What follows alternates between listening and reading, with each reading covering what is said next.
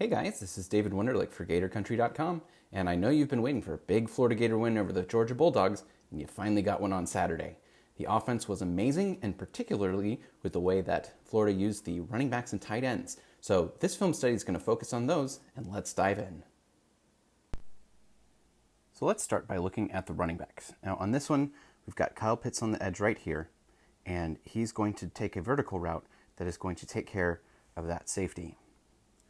So we're going to watch Malik Davis come out of the backfield and head on up the sideline. So we watch this. There goes Pitts. He's taking out the safety. And here comes Davis around the corner on the wheel route. And he's got a 240-pound edge rushing linebacker trying to cover him. And, that linebacker doesn't do a bad job.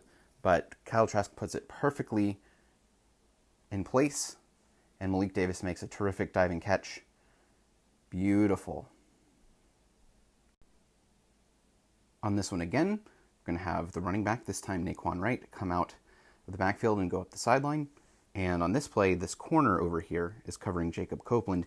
He's going to actually end up bailing really deep.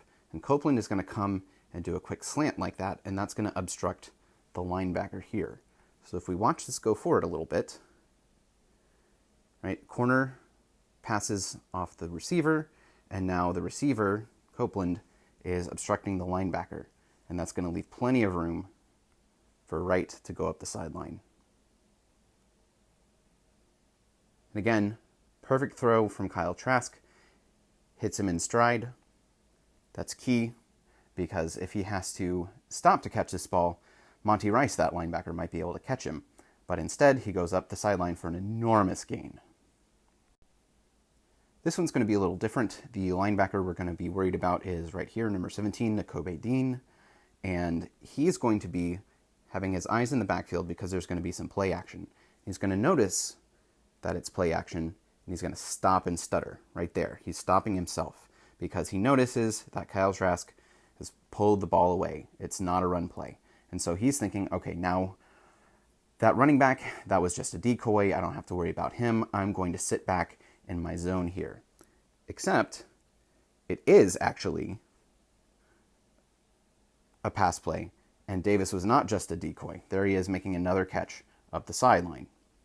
So if we watch this in motion, it's actually easier to see. Again, here's Dean, and you watch him, and he kind of has an oh crap moment when he realizes that Malik Davis is not a decoy. Uh-oh, there he goes, and Davis is just too fast, and he gets a step on him. The coverage on this one is a little bit different, but it is going to be similar to 2 plays ago. This time it's another quick slant, and we're going to run the wheel behind it. But this time we're going to have this corner is just going to stay with the slant instead of bailing deep because the coverage is a little different.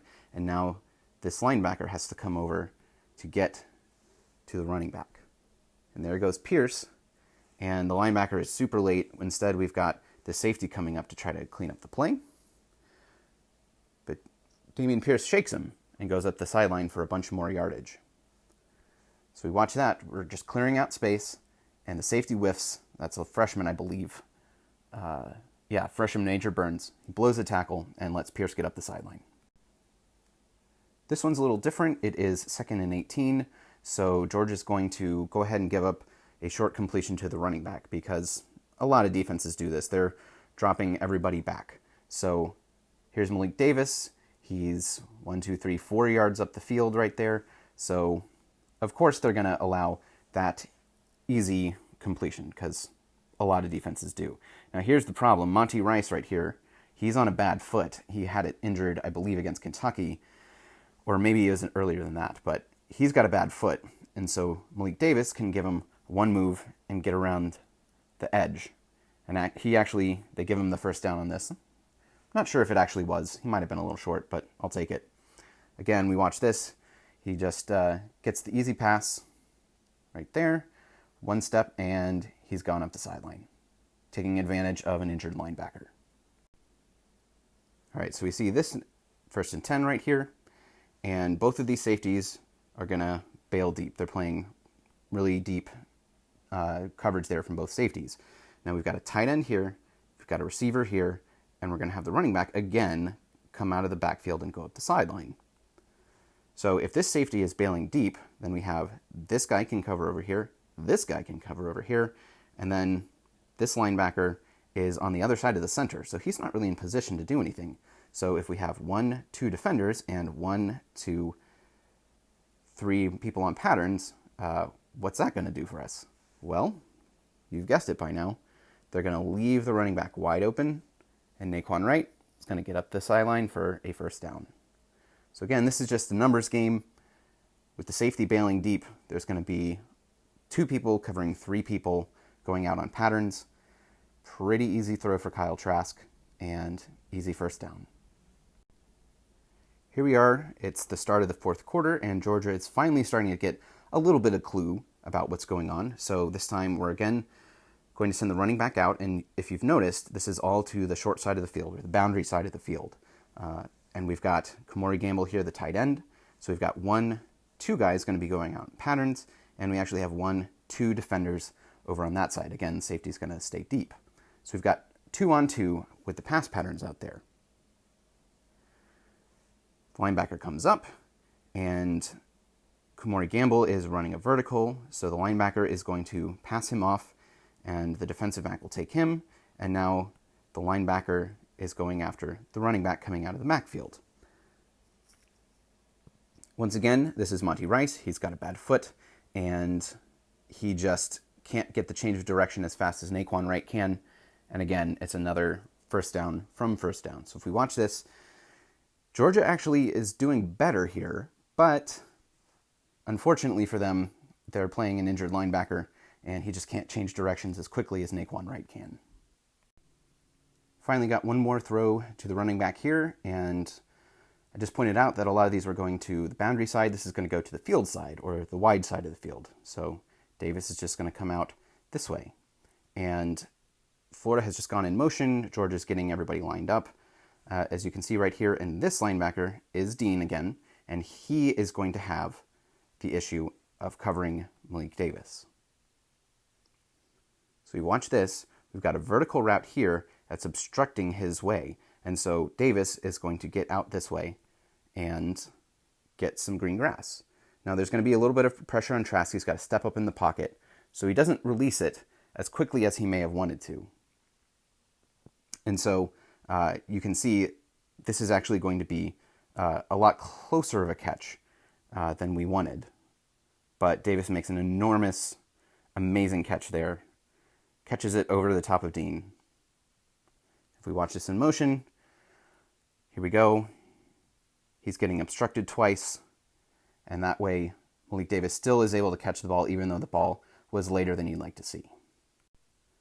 Now let's take a look at a couple catches by tight ends who are not Kyle Pitts, because Pitts kind of does his own kind of things. He makes some amazing catches.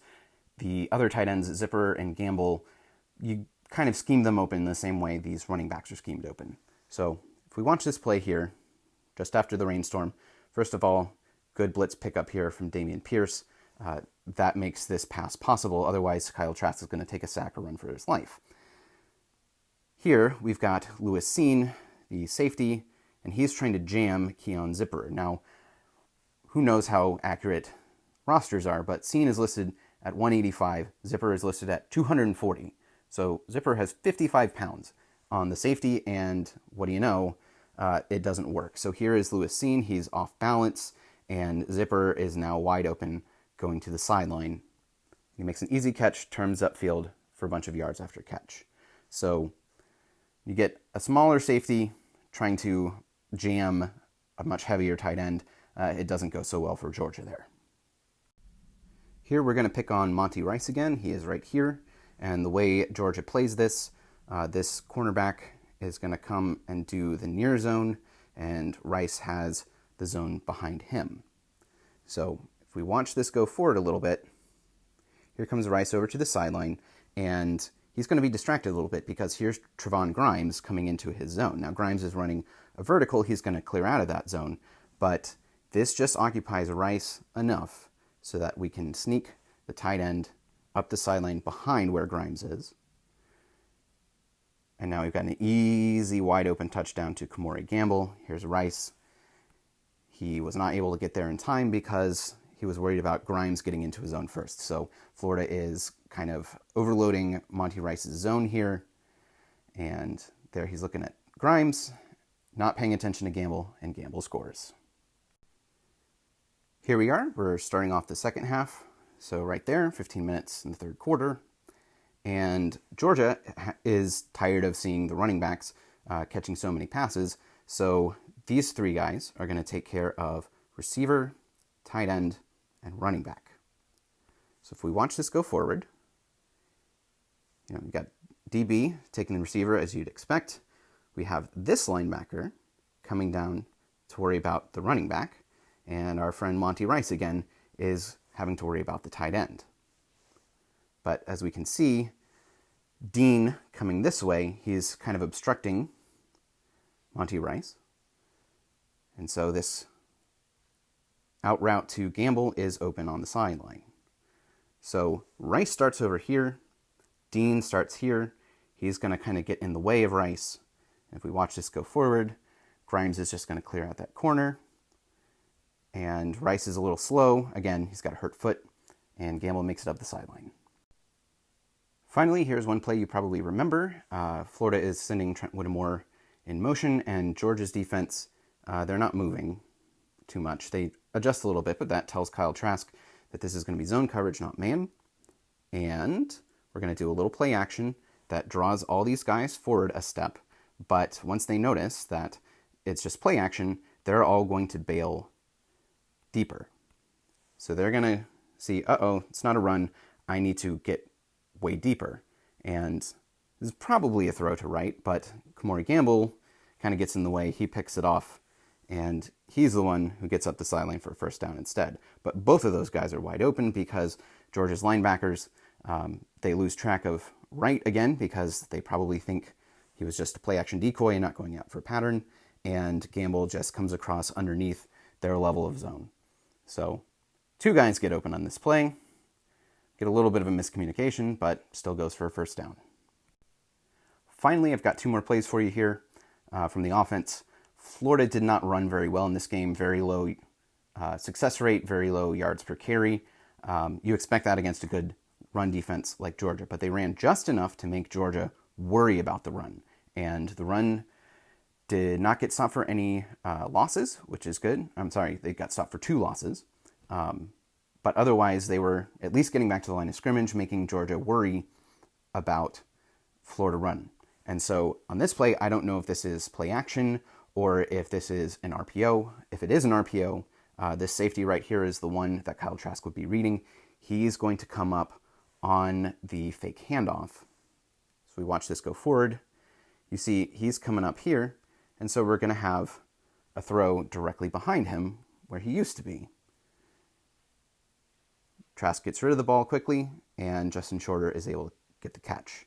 So again, we're watching this safety, if it's a read at all. He's coming up for the run because Georgia still thinks it needs to worry about the run. And Kyle Trask is just going to easy pitch and catch to Justin Shorter right behind where that safety was.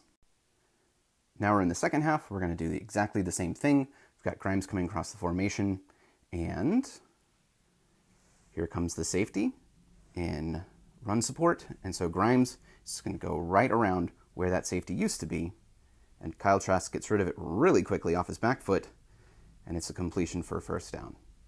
So again, could be play action, could be RPO. Either way, Florida is doing just enough in the run game that Georgia's committing a safety to help, and that clears up room downfield. Now, I'm not highlighting really anything with the defense. The defense had a good game. It was kind of mixed. It really helped Florida out that Georgia's offense just wasn't very good, and that complicates things as far as determining, how good of a game they had. So here's kind of a supercut. Watch Stetson Bennett. It was hard to watch. That's too far outside. Here he goes again, drops the snap. Unforced error. How about we take a deep shot? There it goes, and we're overthrowing by several yards. Here comes Bennett again, and trying to throw on the run, way too high, Good pressure, though. Unbothered in the pocket and sails it long again. Here comes Bennett. Again, clean pocket. Throws it behind, and it's dropped by the tight end there. Sails it long again. Again, these are clean pockets. Receivers are getting behind the defense. But Stetson Bennett just can't hit any of these things. He's too amped up, especially there. He throws it behind. Now we got Dwan Mathis. We got a free play. So he chucks it as long as he can, but it's underthrown, and 3 different guys could have picked it off. So we're going to correct that on this deep throw and chuck it 10 yards past where the receiver is. Again, this was hard to watch. A lot of this just sails past there. Here comes Mathis again and slips and falls. I mean, I would hate to do this if it wasn't Georgia or, any opponent. I wouldn't do this for Florida because, again, just that one was at least close. But boy, it's you got the quarterback running out of bounds instead of throwing it away, giving up 4 yards. Yikes! Oh, it's like watching a Muschamp team or something. Ugh. Anyway, you don't have to worry about watching that because you probably won't have to do it again. Florida has the inside track at the SEC East, and so you don't have to watch Georgia's terrible offense if you don't want to. As for the Gators, they really have something with Dan Mullen finding those ways to use the running backs and tight ends in the passing game, and there aren't very many teams who can cover all of them, plus all of the receivers. So this was a great thing to see from the Gators against Georgia, and that was the best defense they're probably going to see all regular season. So I hope you enjoyed this, and as always, like and subscribe if you want to see more of this. We'll see you next time.